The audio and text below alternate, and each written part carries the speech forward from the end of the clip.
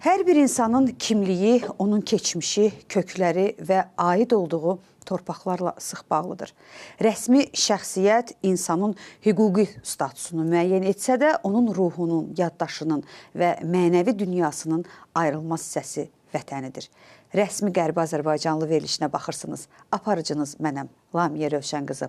Qonaqlarımız Qərbi Azərbaycan icmasının nümayəndələri təkcə hüquqi statusları ilə deyil, həm də vətən həsrətini, qayıdış arzusunu, milli kimliyini yaşadan insanlardır. Onların hər biri keçmişi unutmadan, gələcəyə ümidlə baxaraq doğma torpaqlara qayıdış yolunda həm siyasi, həm hüquqi, həm də mənəvi mübarizəsini davam etdirir. Bugünkü buraxılışımızda rəsmi şəxsiyyət və vətən həsrəti kontekstində bu mübarizənin detalları və əsas məqamları haqqında danışacağıq. Müsahibim Qərbi Azərbaycan İcması Qadınlar Şurasının sədri, millət vəkili Məlaət xanım İbrahim qızıdır.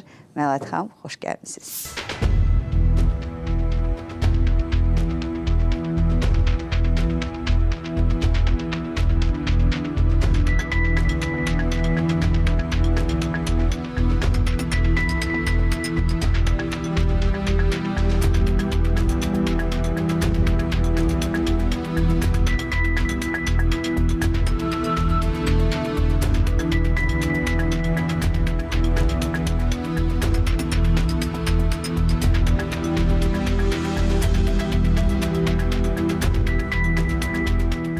Məlaət xanım, rəsmi Qərbi Azərbaycanlı verilişinə xoş gəlmisiniz. Sizin üçün rəsmi şəxsiyyət sadəcə bir sənətdir, yoxsa bu həm də bir kimliyinizin bir hissəsidir? Həqiqətən də bu veriliş, bu proqram çox gözəl bir proqramdır. Mən sizi təbrik edirəm.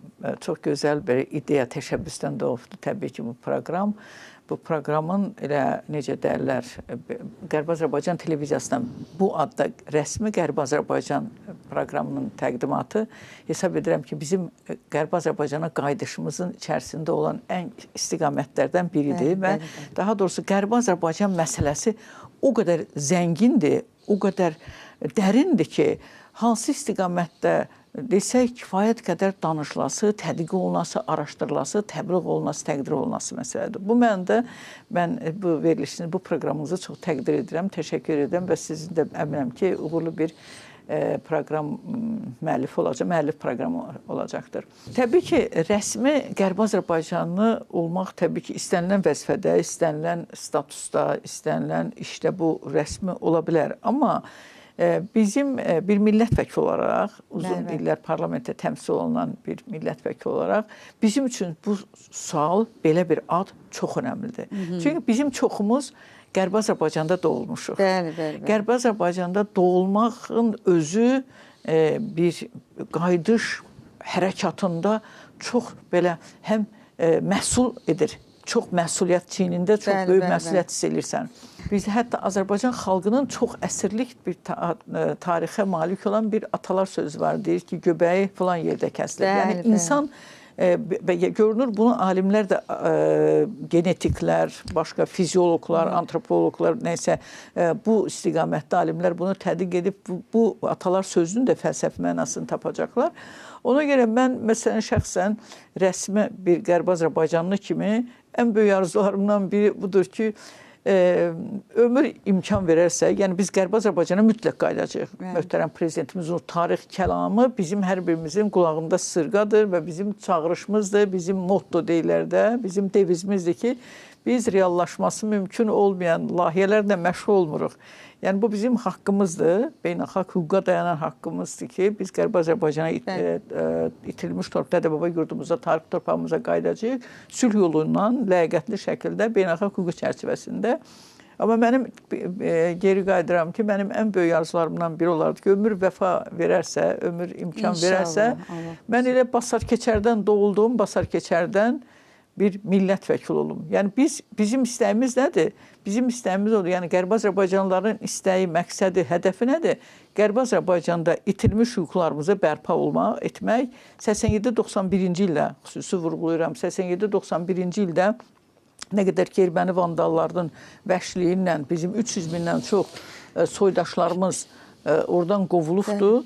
Öz tarixi torpaqlarından, yəni bu bir dəfə olan haqq hesab deyil.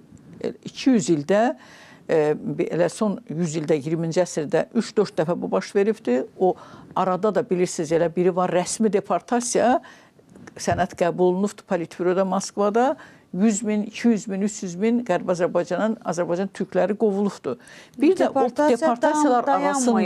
deportasiya arasında çox ciddi kütləvi, necə deyirlər, yenə axın ol köçmə. Köçmə heç kəs könüllü köçmür. Çünki hər kəsin dədə-baba torpağı, məzarlıqları, əzizlərinin, insanlar əziz doğmalarının məzarını qoyub gəlib. Bu bizim üçün müsəlman dəyərin, İslam dəyərində çox önəmli. Evini, eşini qurub, yaratdığı elini, obasını, el-oba itirmək çox ağır bir şeydir. Bilirsiniz. Məlahət xanım, bax, elə sözünüzün qüvvəti, çox istərdim ki, bax, bu suala cavab verəsiniz. Gündəlik həyatınızda, bax, bu qədər məşğul insansınız. Yəni, tədbirlər, təbii ki, vəzifənizdən irəli gələn məsuliyyət, cürəbəcürə, yəni, qarşınızda qoyulan məqsədlər. Ancaq bu gündəlik həyatınızda ən çox Qərbi Azərbaycanla bağlı nəyi xatırlayırsınız?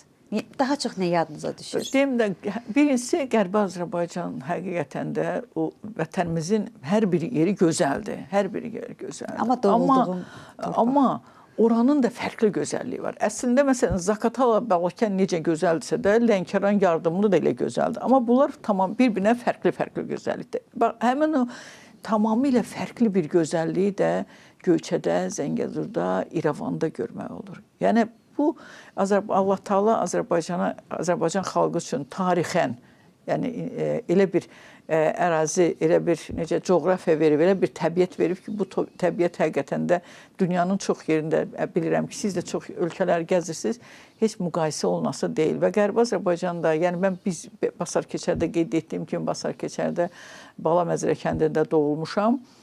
Müəyyən atamın vəzifələri ilə bağlı biz Aksafada yaşamışıq, amma Göyçə, Basar Keçər Qazaxa çox yaxındır və o Göyçənin, xüsusilə də Göyçə gölünün əsrarəngiz gözəlliyi heç vaxt gözümdən qaçmaz və bir deyim ki, Dilcan dərəsi var, orada yəqin o tərəfdən olanlar, hətta sənət adamları da eşidirlərsə, yəqin mənim fikirlərimi təsdiq eləyəcəkdir. Şəxsən Zeynəb Xanlarova mən orada görmüşəm.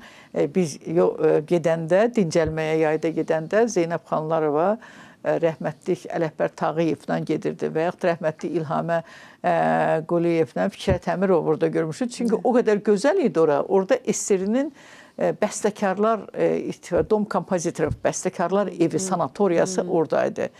İncəsənət, yəni burada təkcə bəstəkarlar adı elə getsə də, bütün incəsənət xadimləri orada gəlirdilər il boyu özdə və mən oranın gözəlliyi o qədər belə, necə deyirlər, möcüzəli gözəlliyə malik təsvir etməm mümkün deyil. Yəni o və oranın tarixində o dağlarını, ayrı-ayrı yerlərini, coğrafiyasını gəzəndə də insan həqiqətən də heç tarixçi olmayan insan, bir ali təhsil olmayan insan o daşı, o kəsəyi, o abidələr görəndə bilirsiniz ki, bura tarixən Türk torpağı, Azərbaycan türklərinin torpağı olubdur. Çünki hər daş orada danışır, sənin qədim əcdadının xatirələrini danışır. Amma çox təəssüf ki, elə o dövrdə Sovet Politbyronun, daha da ermənipərəst Politbyronun, Moskvanın dəstəyi ilə onlar bütün hər şeyi saxtalaşdırırlar. Məsələn, bilirsiniz, Basar Keçər rayonu adından məlumdur. Basar Keçərdə, yəni burada ikinci izahata ehtiyac yoxdur. Amma onlar onu etdilər Vardeniz. Hətta ermənilər yaşamayan kəndlərə belə, məsələn, bizim kəndimiz Bala Məzrə kəndi idi. Bizim kəndimizdə bir dənə də olsun qeyri-millət yox idi də. Sırf Azərbaycan kəndlərin adında. Hətta mənim atam orada vaxtilə məktəb direktoru olubdu. Onda Ulu Öndərimiz hakimiyyətə təzə gəlmişdi. Birinci dəfə Azərbaycana 69-cu ildə Mərkəzi Komitənin birinci katib gələndə atam o məktəbin direktoru idi, kəndi məktəbinin. O məktəbin adı Molla Pənah Vaqif adına idi. Yəni sonra erməniləşmə siyasəti altında hətta məktəbin adı, hansı ki erməni yox yaşamır, kənddə erməni yaşamır, məktəbdə erməni oxumur, amma məktəbin adını yenə Xaçaturyanın mı, Abovyanın mı adını verirlər. Mənim rəhmətli atam oradan gəlib Aksafya, Qazağa və oradan Ulu Öndərimiz Heydər Əliyevə teleqrama vurubdu ki, bəs bizim məktəbin adını dəyişirlər.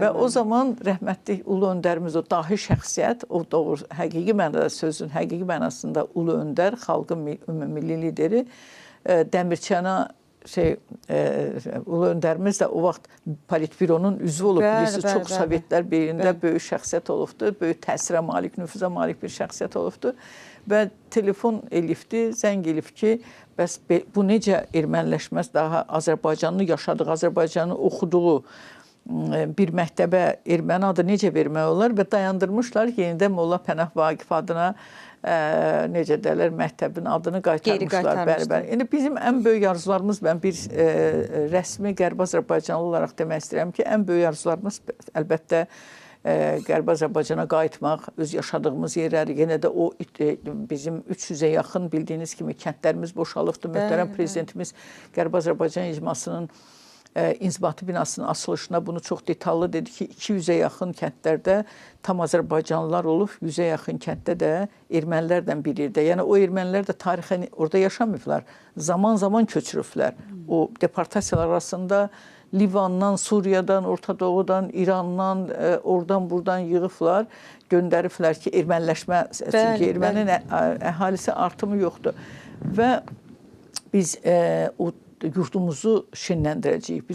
Biz hər birimiz əminik ki, necə ki, bax, bir neçə gündür yenə biz televiziyanın qarşısında möhtərəm prezidentimizin o Qarabağdakı o möhtəşəm quruculuq işlərinə nəzarət, açılışlar, təməl qoyma mərasimi baxırıq ki, Allahın gözəl yaratdığı o Qarabağda da möhtərəm prezidentimizin rəhbəri ilə o möhtəşəm quruculuq işləri ora bir cənnət məkana çevrilir. Dünyanın ən gözəl məkanına çevrilir və böyük qayıdış prosesini gördük.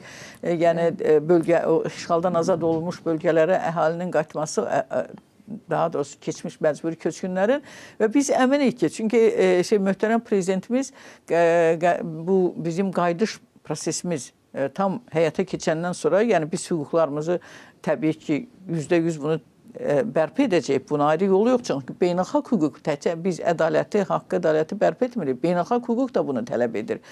Biz də beynəlxalq hüquqdan kənara çıxmırıq. Və o zaman əminik ki, möhtərəm prezidentimiz Azərbaycan dövlətinin gücü ilə, Azərbaycan hökumətinin imkanları ilə, bax, o Qərbi Azərbaycanda dağıdılmış Azərbaycanlıların yaşadığı kəndləri, bölgələri də gözəl abadlıq işləri yaradacaqdır. Biz, möhtərəm prezidentimiz, biz Azərbaycanın öz vətəndaşıdır, öz soydaşıdır.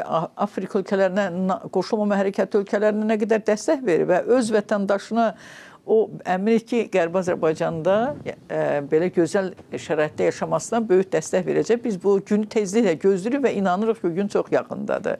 İnşallah, hamımız o günü gözləyirik. Məlahət xanım, son sualımı ünvanlayıram sizə. Təbii ki, danışdınız, vətən həsrətindən də danışdınız.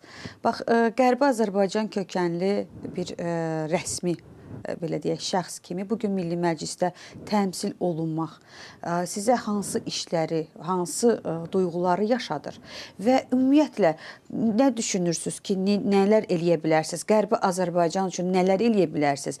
Və öz vətənimdə olsaydım daha nələr edə bilərdim? Ümumiyyətlə, bax, ailədə, evdə, yəni hansı xatirələr sizi məcbur eləyir ki, bax, olsaydı bunu eləyərdim? Kəndim üçün, o məktəb üçün, o ərazi üçün, o bölgə üçün bax bunu edərdim. Birincisi, bugün təkcə Qərbi Azərbaycanlı, Qərbi Azərbaycan əsilli insanlar özünü Qərbi Azərbaycanlı hesab eləməməlidir. Bizim ailəmizdə də Qarabağ uğrunda şəhid də var, qazi də var. Qarabağ müharibəsi, 1-ci Qarabağ müharibəsi, 2-ci Qarabağ müharibəsinin iştirakçıları da var. Yəni biz Qarabağ işğaldan azad olunana qədər bütün Azərbaycan xalqı Qarabağlı oldu. Yəni o Qarabağdandır, əsli Qarabağdandır, orada doğulub və yaxud atası valideyn doğulubdur. O bir nisbi məfhum idi. Çünki vətənin harası ağrılıdsa da hər kəs oralı olmalıdır. Allah eləməsin, şimaldan ağrılar olsaydı biz şimallı olacaqdıq. Nə bilim, Balakənli olardıq, Qubalı olardıq və yaxud da ki, yardımdan olardıq, Astaradan. Bugün Qərbi Azərbaycan məsələsi də elə. Amma bir Qərbi Azərbaycan doğumlu, Qərbi Azərbaycanlı əsilli millət vəkili kimi bizim üzərimizdə daha çox məsuliyyət var. Çünki oranın elə bu Qarabağ məsələsində də elə eynidir. Çünki oranın daşını kəsəyini, tarixini, mədəniyyətini, irsini bilənlər Qərbi Azərbaycan əsil olanlardır. Yəni, təbii ki, tarixçilərimiz var, alimlərimiz var, mən onları istisna edirəm. Ona görə bizim və bir də ki, Qərbi Azərbaycana qayıdış Qərbi Azərbaycanlıların milli maraqları deyil. Bu tamamilə yanlış olar. Bu Qərbi Azərbaycana qayıdış Azərbaycan xalqının vahid ideologiyasıdır. Möhtərəm prezidentimizin də dediyi kimi bu vahid bizim daxili və xaricdə strateji xəttimizdir. Və hətta bu yaxınlarda, yəni ənənəvi olaraq hər ilin əvvəlində prezidentimiz yerli televiziya kanallarına müsahibə verir. O müsahibədə də möhtərəm prezidentimiz dedi ki, olduğu kimi belə səsləndirdi ki, bundan sonra da dövlətimiz və qeyri-hökumət təşkilatları hər kəs Qərbi Azərbaycana qayıdış bu hərəkat tam reallaşana qədər, Qərbi Azərbaycana qayıdış konsepsiyası reallaşana qədər hər kəs bundan ciddi məşğul olacaq və bu işlə səfərbər olacaqdır. Yəni bu bizim bütün bütövlükdə Azərbaycan xalqını birləşdirən və bir hədəfə doğru, bir məqsədə çatmaq üçün bir hədəfə doğru aparan bir, necə deyirlər, bizlər üçün amaldır da, müqəddəs amaldır və şərəflidir. Və mən də təbii ki, biz də Qərbi Azərbaycan bugün üzərimizə düşəni bir vətəndaş olaraq, Qərbi Azərbaycan əsilli bir insan olaraq, Azərbaycanlı olaraq, eyni zamanda Qərbi Azərbaycan icmasında Qadınlar Şurasının sədri olaraq mənim üzərimdə çox məsuliyyət var. Bizim böyük görməli olduğumuz çox vəzifələr var, məsuliyyətli vəzifələr. Biz Qərbi Azərbaycan Qadınlar Şurası əsas bilirsiniz ki, bugün dünyada qadınların idarəçilikdə, sülh prosesində, konfliktlərin həllində, necə deyirlər, humanitar proseslərdə, sosial layihələrdə, maddi, qeyri-maddi, mədəni irsin təbliğində bu çox böyük rolu var. Qadın haqqları dünyada bir qadının haqqının pozulması Birləşmiş Millətlərin tezisidir. Bir qadının haqqının pozulması dünya insanlığın haqqının pozulması sayılır. Bütün sənədlərdə elə gedir. Ona görə bu nöqteyi nəzərdən biz bir qadın... Zərif gücdür. Bəli. Amma eyni zamanda eşidilən və güclü gücdür. Və məsələn, Mehriban xanım, möhtərəm Mehriban xanımın rəhbəri etdiyi Heydər Fondu və onun İSESCO-da, UNESCO-da gördüyü işlər onun elə bu bir daha sübut edir ki, qadın hansı gücə malikdir, nəyə qadirdir və o Mehriban xanımı biz vaxtilə Qarabağ problemi həll olunana qədər ona Qarabağın səsi deyirdik. Qarabağın səsi kimi bütün o yüksək kürsülərdə Xocalı, ədalət, və bugün də təhcə elə, necə deyərlər, 87-91-ci ildə əgər 300 mindən çox Qərbi Azərbaycanlının 50 plus birdir qadınlar.